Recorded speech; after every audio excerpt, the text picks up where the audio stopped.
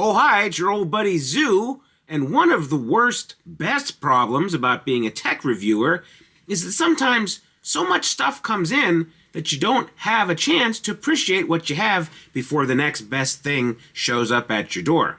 Case in point is the Odin 2 Mini here. There was a solid 6-month period where I used nothing but the Odin 2 Mini. It was my everyday device. I would play lower end stuff like Game Boy Advance all the way through Switch. If I was playing a game, it was on my Odin 2 Mini. This thing was either in my bag, it was in my hands, or it was on my nightstand for 6 months. It's kind of a bummer because I haven't experienced that in a while. I think the closest I've had recently was maybe the Flip 2. I played that for 2, maybe 3 months before the next big thing came through, which ironically enough is the Thor here. And despite jumping around between the Conquer Pocket Fit, the Odin 3, my Legion Go, the Xbox Ally, all sorts of stuff, I keep drifting back to the Thor here. When I did my Flip 2 review, I explicitly said all they needed to do was put the Odin 2 guts inside of the Flip 2 body and it would be my Endgame handheld. And you know what? AYN did just that with the Thor here. And they also gave it dual OLED screens so I could play DS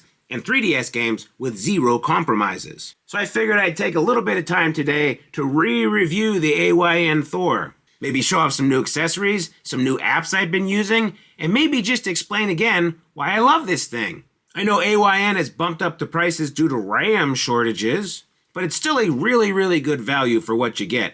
And if you're looking for an all-around endgame type handheld, well, maybe look no further than the AYN Thor. Now, as a refresher, let's go over the specs for this thing. There are 4 variants, 3 of which have the Snapdragon 8 Gen 2 chip that powered the entire Odin 2 line. This is a solid as hell high-end workhorse chip, and it still holds up very well. There's also a Thor Lite model that has the Snapdragon 865 chip that was in the Retroid Pocket 5, and of course, the Flip 2. I wouldn't recommend this just because the power of even the cheapest 8 Gen 2 version is so much more than the 865. Case in point, the Lite is $50 to $60 cheaper than the base model, and I could see why you might be tempted, but honestly, I would just skip a couple of lunches out and save up the extra cash and go for the base Gen 2 version. For those 8 Gen 2 models, you have the base, which has 8 gigabytes of RAM and 128 gigs of onboard storage. The Pro, which is the model I bought that has 12 gigs of RAM and 256 gigs of onboard storage. And the Max, with 16 gigs of RAM and 1 terabyte of onboard storage. If you're a Winlator or a Gamehub fanatic, I'd maybe lean towards the Max. That extra RAM helps, and you definitely want extra onboard storage. They might fix it in the future, but my current Gamehub version only downloads locally, which means no matter how big your SD card is, it's not going to help you out. The Thor here comes in a bunch of color options, and it's damn near impossible to make a bad choice. I went with transparent purple here because I like my tech to look like something out of a late 90s Sears wish book, but they're all great. OLED snobs are in their glory with this thing because the Thor features not 1, but 2 beautiful AMOLED displays. The top screen is a 6-inch AMOLED 1080p panel with a refresh rate of 120 Hz. The bottom screen is that 3.92-inch screen previously used in the Retroid Pocket Classic.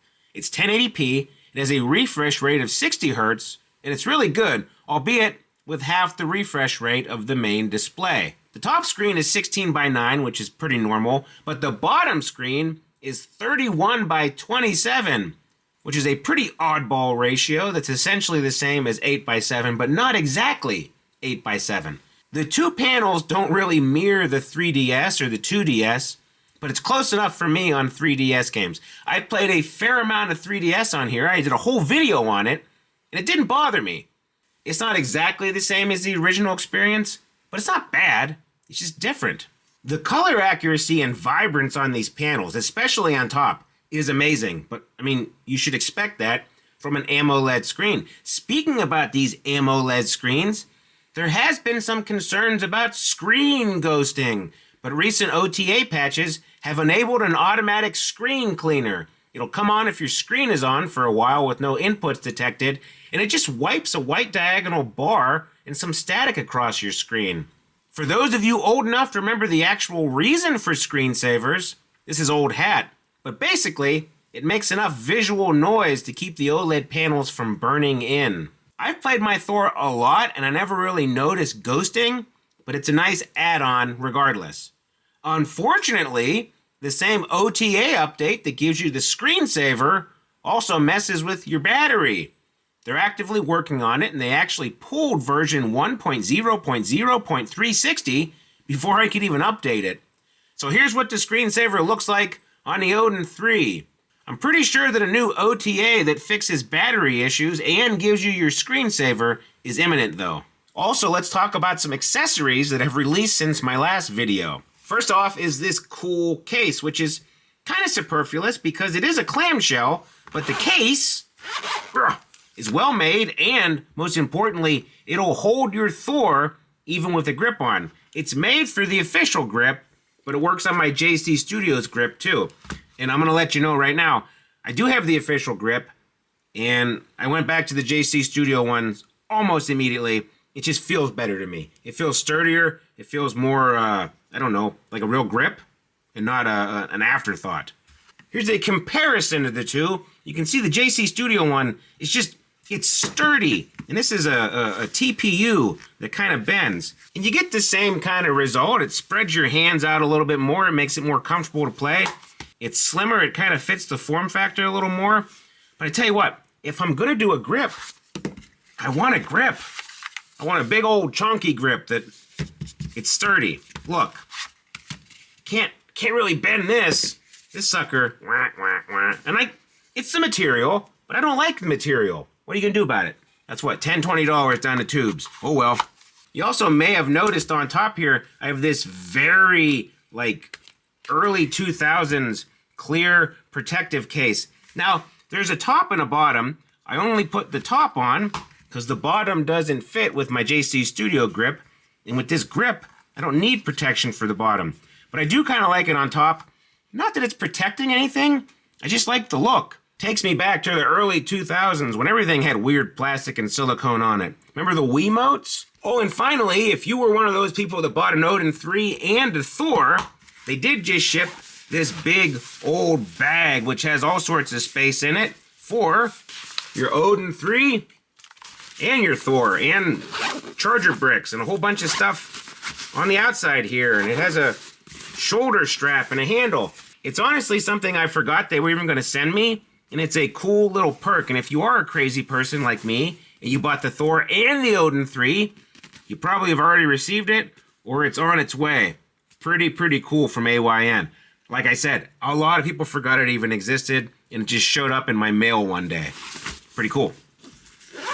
One of the things I've really been enjoying on here is Gamehub. Now, it's not as powerful and it's not as plug and play as the Odin 3, but it's still really good. It is surprisingly fun to play PC games on here. You're probably going to be locked to newer indie games or older AAA games like Skyrim here if you want rock steady 60 FPS or even 120 FPS. But if you can tolerate frame rates around 40, especially in RPGs where you're not really looking for laser precise quick twitch reactions, you can play some more demanding stuff. I played a full campaign of Front Mission 1 Remaster on here, and I had a blast. I only had maybe 3 crashes and 20 some hours of gameplay, but the autosaves were never more than a few minutes old, and I never lost any progress. I also obviously murdered a ton of innocent people in Skyrim, which is par for the course in any Bethesda game I play, so just keep that in mind if you are a Bethesda NPC. Stay away from Zoo.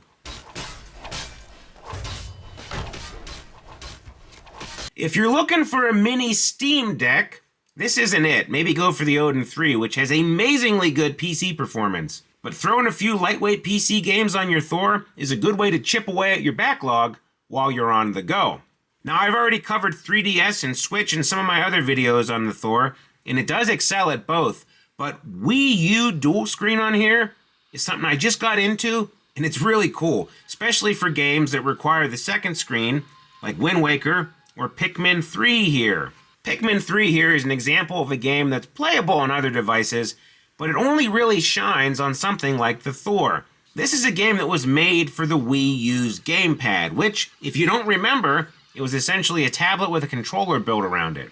By emulating that gamepad on the bottom screen of the Thor here, you turn Pikmin from an okay game to an amazing experience. It's really, really cool. Lastly, let's talk about something I wasn't sure about in my first few videos, and that's the Hinge. I've used this for a few months now. It's gone on field trips with me to New York City, to work, gymnastics practice, and everywhere in between. It's gymnastics for my kids. I'm not doing gymnastics, although that would probably be hilarious. I have opened and closed this thing thousands of times, and my device is holding up very, very well. Can you see it? Now, there might be some micro cracks somewhere I can't see with my naked eye, but it looks fine, and more importantly, it still works fine. Well, Gary, the clock on the wall says it's time for What Did We Learn? And we learned that my supposed problems were actually humble brags about suffering from success.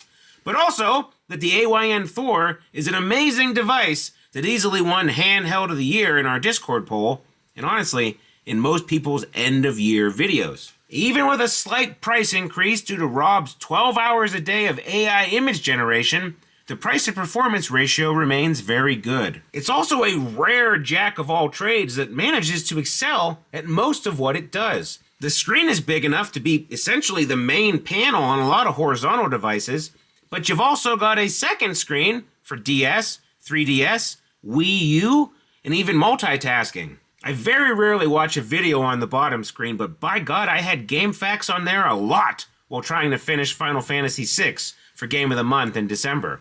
It's just a really, really excellent device with a tried and true and still powerful chip. You're seeing more raw power in the Odin 3 and the Conquer Pocket Fit, if you can even get one, but the 8 Gen 2 is no slouch, and with current driver availability, it's still one of the best ways to emulate Switch. I don't know. I just really, really like this guy. He's an all-around power performer that's still pocketable and easy to use. If you think I'm a power performer who's easy to use, what? Then please like and subscribe and all that jazz. I do a video every week. We got a podcast on Mondays, random live streams whenever something shows up at Stubbs' house. So if you ring the bell, you'll know about new videos before anyone else. How's that for a reason to subscribe, eh? Anyway, thanks for watching, and we'll see you next time. Goodbye.